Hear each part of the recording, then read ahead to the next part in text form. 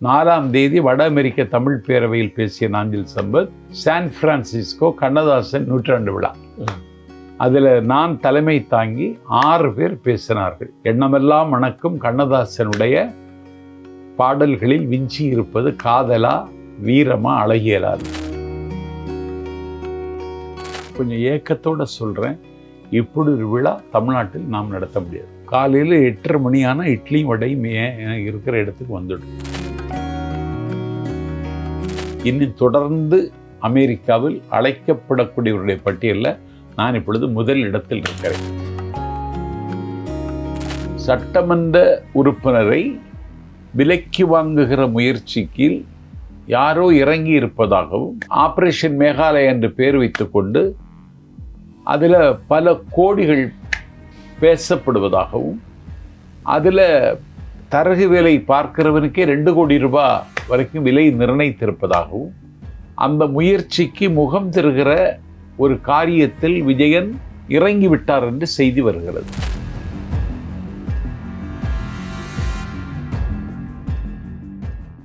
வணக்கம் வாவ் தமிழா நண்பர்களே. தமிழக வெற்றிக் கழகத்தின் பரப்புரை செயலாளரும் இலக்கிய பேச்சாளருமான திரு நாஞ்சில் சம்பத் அவர்களை சந்திக்கிறோம். வணக்கம்.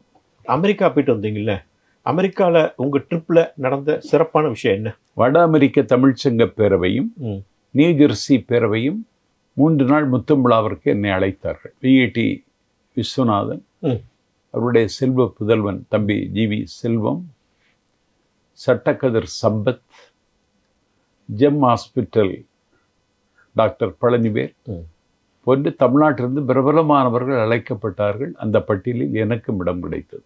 எல்லோருக்கும் ஒரே இடம், ஷெரட்டன் விடுதியில் நியூ ஜெர்சியில் தங்க வைத்தார். இதே ஃபங்க்ஷன் தான் ராஜமோகன் வந்தாரா? இதே நிகழ்ச்சிக்கு தான் ராஜமோகனும் வந்தார். 3 நாள் விழா. கொஞ்சம் ஏக்கத்தோடு சொல்கிறேன், இப்படி ஒரு விழா தமிழ்நாட்டில் நாம் நடத்த முடியாது. 3 நாள் விழாக்கள், உபசரிப்பு குழு, வரவேற்பு குழு அப்படின்னு குழுவாக போட்டு காலையில் 8:30 மணி ஆனால் இட்லியும் வடையும் இருக்கிற இடத்துக்கு வந்துடும். பகலில் சாப்பாடு, இரவில் சாப்பாடு எல்லாம் நேர்த்தியான நேரத்திற்கு வழங்கி வெட்கப்படுகிற அளவுக்கு எங்களை உபசரித்தார்கள். 4000 பேர் உட்கார்ந்து 3 நாளும் விடிய விடிய நிகழ்ச்சிகளை கேட்டார்கள்.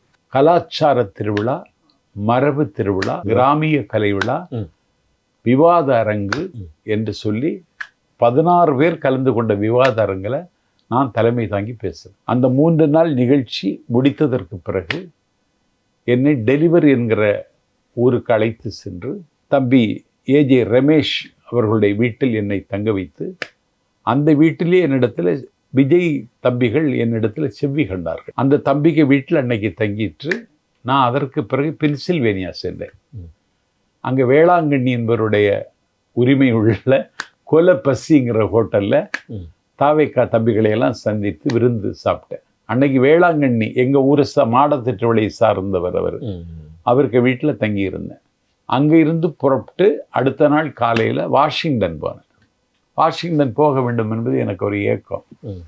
வாஷிங்டன் போய் வாஷிங்டன் வட்டார தமிழ்ச்சங்கம் எனக்கு சொல்லேர் உழவர் என்கிற விருது தந்தார்கள். அந்த விழாவில் பேசிய பேச்சு என் வாழ்நாளில் நான் மறக்க முடியாத பேச்சு. எவ்வளோ நேரம் பேசுனீங்க?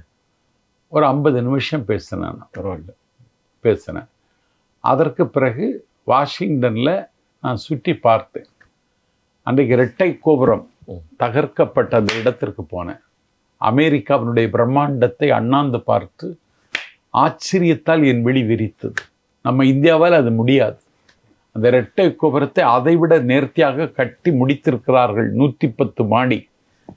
அந்த இரட்டை கோபுரம் இடிக்கப்பட்ட இடத்துல ஒரு நினைவிடம் எழுப்பி அந்த இரட்டை கோபுர தாக்குதலில் இறந்து போனவர்களுடைய பெயர்களையெல்லாம் எழுதி ஒரு நிசப்தமான அமைதியை இங்கே நிலைநாட்டி அந்த நினைவிடம் பார்த்து சம்பந்தமே இல்லாத நானே அழுதேன்.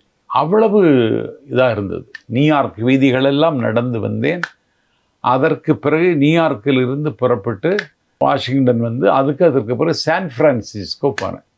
4ஆம் தேதி வட அமெரிக்க தமிழ் பேரவையில் பேசிய நாஞ்சில் சம்பத் சான் பிரான்சிஸ்கோ கண்ணதாசன் 100 விழா. அதில் நான் தலைமை தாங்கி 6 பேர் பேசினார்கள். எண்ணமெல்லாம் மணக்கும் கண்ணதாசனுடைய பாடல்களில் விஞ்சி இருப்பது காதலா, வீரமா, அழகியலான்னு 6 பேர் பேசினார்கள். நான் தலைமை தாங்கி அந்த நிகழ்ச்சியை வெற்றிகரமாக நெறிப்படுத்தினேன். அதில் சொல்ல வேண்டிய செய்தி என்னன்னா, கண்ணதாசன் இயல்பான கவிஞன். கண்ணதாசன் என்று சொல்லக்கூடிய கவிஞனுக்கு கவிதை எங்கிருந்து ஊற்றெடுக்கும்னு தெரியாது. விருத்தப்பாவுக்கு உயிர் தந்தவன் அவன்தான்.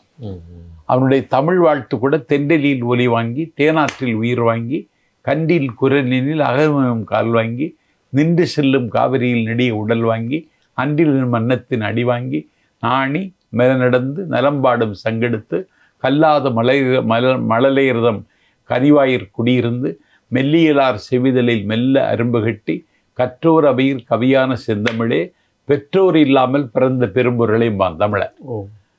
பெற்றோர் யாருக்கு இல்லைன்னா சிவபெருமானுக்கு பெற்றோர் கிடையாது. சிலப்பதிகாரம் அவரை பிறவா யாக்கை பெரியோன்னு சொல்லுது. சிவனுக்கு மட்டும்தான் அந்த தகுதி. அதற்கு பிறகு அந்த தகுதி தமிழுக்குன்னு சொன்னவன் கண்ணதாசன். அண்ணன் என்னடா தம்பி என்னடா அவசரமான உலகத்திலேன்னு உதவ வேண்டிய அண்ணன் உதாசீனம் செய்த நேரத்தில் பாடியவன் கண்ணதாசன். பாலும் பழமும் கைகளில் ஏந்தி பவளவாயில் புன்னகை சிந்தின்னு பாட்டு. பாலும் பழமும் கைகளில் ஏந்துகிற பொழுது பால் சிந்தவில்லை, ஆனால் சிந்தியது புன்னகை சிந்தியதுன்னு சொல்லி நயமாக கவிதை பாடி எல்லோரையும் ஆட்கொண்டவன் கண்ணதாசன். நான் பேசி வெற்றிகரமாக அந்த விழாவை முடித்துவிட்டு அதற்கு பிறகு அங்கே சான் பிரான்சிஸ்கோவில் இருந்து புறப்பட்டு ரீமாண்ட் என்கிற இடத்திற்கு வந்து மதுரையை சார்ந்த நண்பர் அபு அவர்களுடைய இல்லத்தில் தங்கி அந்த வால்மார்ட் கடைகளில் போய் என் குழந்தைகளுக்கு தேவையான சில பொருட்களை வாங்கி கொண்டு அடுத்த நாள் காலையில் 12ஆம் தேதி காலையில் சான் பிரான்சிஸ்கோ விமான நிலையத்திற்கு வந்து தாயகம் திரும்பி.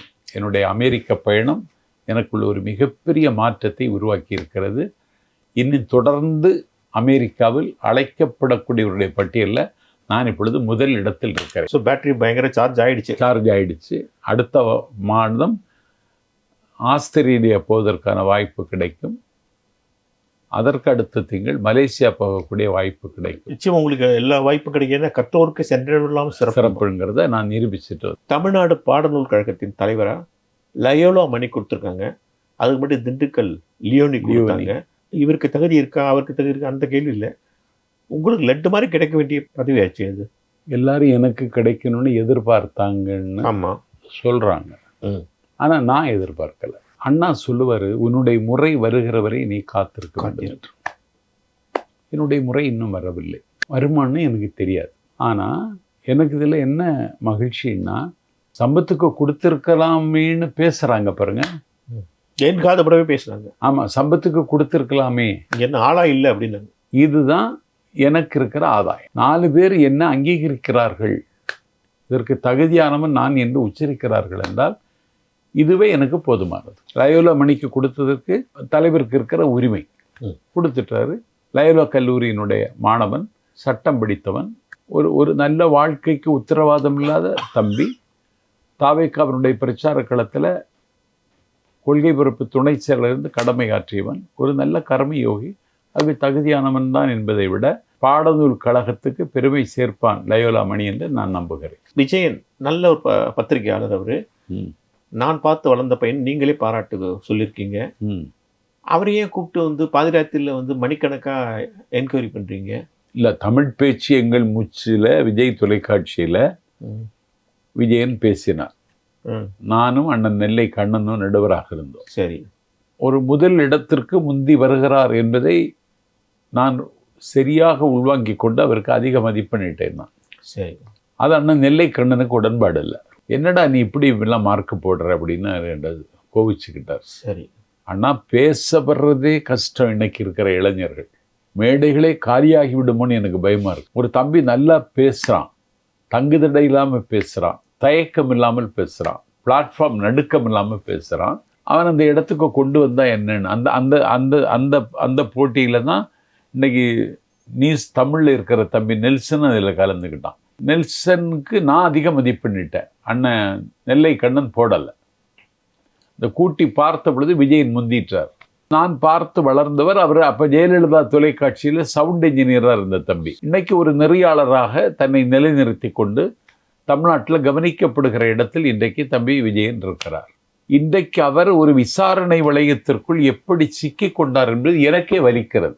சட்டமன்ற உறுப்பினரை விலைக்கு வாங்குகிற முயற்சிக்கு யாரோ இறங்கி இருப்பதாகவும் ஆபரேஷன் மேகாலயா என்று பேர் வைத்துக்கொண்டு அதில் பல கோடிகள் பேசப்படுவதாகவும் அதில் தரகு வேலை பார்க்கிறவனுக்கே 2 கோடி ரூபாய் வரைக்கும் விலை நிர்ணயித்திருப்பதாகவும் அந்த முயற்சிக்கு முகம் தருகிற ஒரு காரியத்தில் விஜயன் இறங்கிவிட்டார் என்று செய்தி வருகிறது.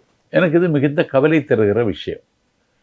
ஆகவே பணப்பரிவர்த்தனை பல கோடி ரூபாய் என்று சொன்னால் ஒரு பத்திரிகையாளனாக தன்னை அறிமுகம் செய்கிறவன், பத்திரிகையாளன் என்பவன் இன்றில் காலுண்டி நாளையை தொடுகிறவன், பத்திரிகையாளன் என்பவன் இலையுறு காலத்தின் ஆயுளை கூட அதிகரிக்க முடியும். பத்திரிகையாளன் என்பவன் அதையும் தாண்டி புழுக்களின் உடம்பில் புலிகளின் இரத்தத்தை பாய்ச்ச முடியும்.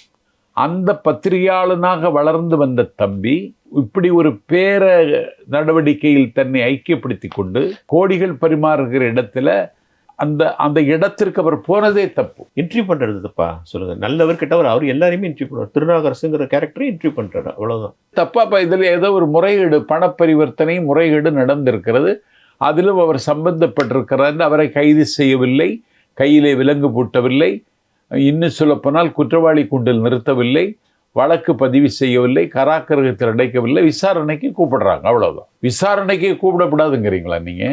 இல்லை, அவரெல்லாம் போய் இரவு நேரத்தில் ஏன் அவர் எங்கே ஓடிட்டு போகிறார்? இரவு நேரத்தில் ரொம்ப நேரம் வச்சு ஸ்டேஷனில் வச்சு செய்யறதுங்கிறதுலாம் கொஞ்சம் கஷ்டம். இல்லை, விசாரணைக்கு அழைத்திருக்கிறார்கள், வேற ஒன்றும் அவரை சித்திரவதை ஒன்றும் செய்யலை. நன்றி சார். நன்றி.